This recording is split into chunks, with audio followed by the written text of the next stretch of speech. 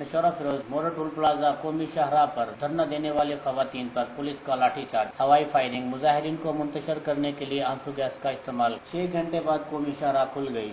कौमी शाहराह पर मोरो टोल प्लाजा पर धरना देने वाली बागड़ी कौम की खवातीन से पुलिस के मुज़ाकरात नाकाम होने पर पुलिस का खवातीन पर लाठीचार्ज, मुजाहिरीन को मुंतशिर करने के लिए हवाई फायरिंग और आंसू गैस का इस्तेमाल किया गया। कौमी शाहराह 6 घंटे के बाद खुल सकी। मुजाहिरीन खवातीन का कहना है कि कल मोरो के एक घर से हमारी कौम की खातून बागड़ी की बोरी बंद लाश बरामद हुई, जिसके कातिल गिरफ्तार करने के बजाय पुलिस ने हमारे कौम के 2 अफराद को गिरफ्तार करके मुकदमा दाखिल कर दिया है, जो सरासर ज्यादती है। जब तक हमारे नौजवान वापस नहीं आते मुजाहरा जारी रहेगा। दूसरी जानिब से राब्ता करने पर SSP अमजद शेख ने बताया कि गिरफ्तार अफराद के कब्जे से मकतूला के तलई जेवरात बरामद हुए हैं। मुजाहिरीन खामख्वाह कौमी शाहराह ब्लॉक करके बैठे हैं। मुज़ाकरात करके सड़क खुलवाने की कोशिश की, मगर मुजाहिरीन की डिटाई पर डटे रहे तो हमें मजबूरन ऑपरेशन करना पड़ा, क्योंकि ट्रैफिक की लंबी कतारें लगी हुई थी।